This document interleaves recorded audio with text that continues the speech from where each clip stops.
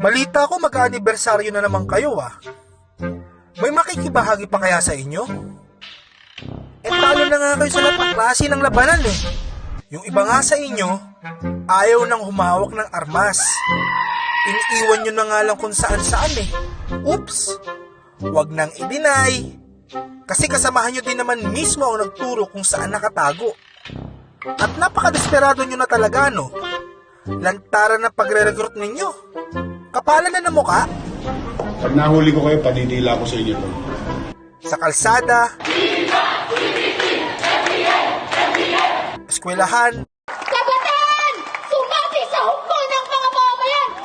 Ng UPLB at PUP bilang mga di-umano ay sumasama at sumasali sa NPA.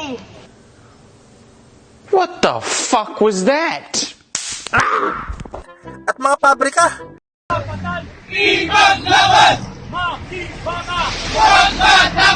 Talagang todo effort pa kayo pero sawi pa din.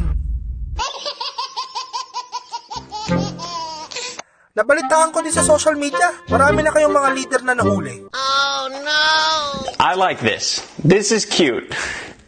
At take note sa mga yayamaning lugar pa sila nagtatago. Parang si Joma, sarap ng buhay sa ibang bansa. Oh yeah. Kapag nahuli na yan, ewan ko lang kung makatawa pa yung hinayupak na yan. You're under arrest. O diba, bongga? Sosyal. Kaya wala nang rason para magdiwang pa kayo.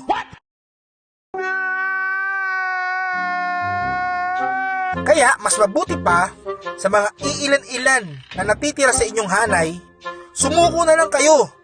Mas gaganda pa ang mga buhay ninyo. Magdiriwang pa ba kayo ng anibersaryo ninyo? It's time to stop! It's time to stop, okay?